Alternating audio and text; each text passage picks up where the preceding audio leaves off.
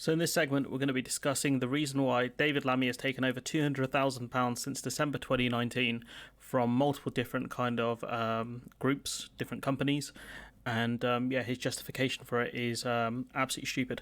Has it made you think twice about the work you're doing? I personally don't think that presenting on LBC on a Sunday morning when I should be at church, or indeed doing after dinner speeches. And by the way, Beth, I don't get paid what Theresa May gets paid for. But like, who cares? You know, Theresa May's a former prime minister. You know, you're not a former prime minister. You're not even a minister. You're a shadow minister. So you wouldn't even be able to demand how much they charge. But for you to get paid for doing after dinner speeches, do you think that they're paying you because of what you're going to say because you're great at giving speeches, or are they buying influence? Because David Lammy, you know, you're not the most eloquent guy in the world, let's be honest. You know, do you think they pay Boris Johnson to give speeches because they care about what he's trying to say? I don't think no one's complaining about those hours. No one is suggesting that I'm in the pocket of LBC or anybody else. But I do think there's an issue. And look, and if Parliament determines that no second jobs at all, we can't have people who are doctors, we can't have people who are lawyers, one job only being an MP, then I will have to live with that like everybody else. You see the framing here. One, you know, can't be doctors, you know, can't be lawyers, you know, jobs that typically are beneficial to people, especially doctors.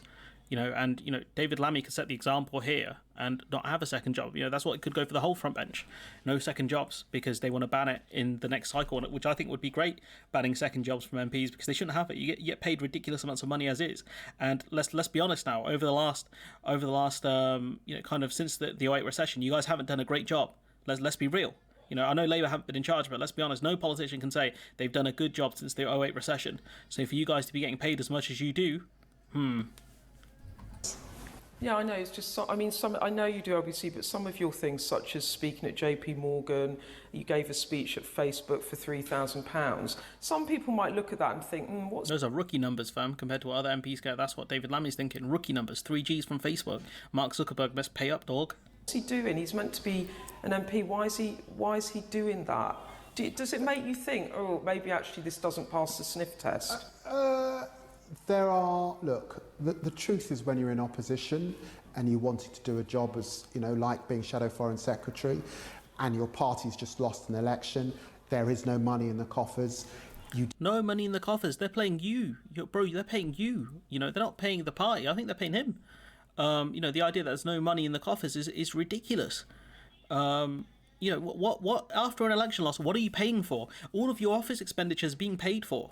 You know, your laptop, your computer, even for AirPods, you know, whatever you want, as long as you can justify as an office expense gets paid for. You have MPs, right, who have like their homes heated. Remember, like what's his name, Lim Zahawi had like horse heaters for his horse barns. Like, you can claim ridiculous expenses. The idea that there's no money in the coffers is ridiculous. This is personal. This is for him to enrich himself.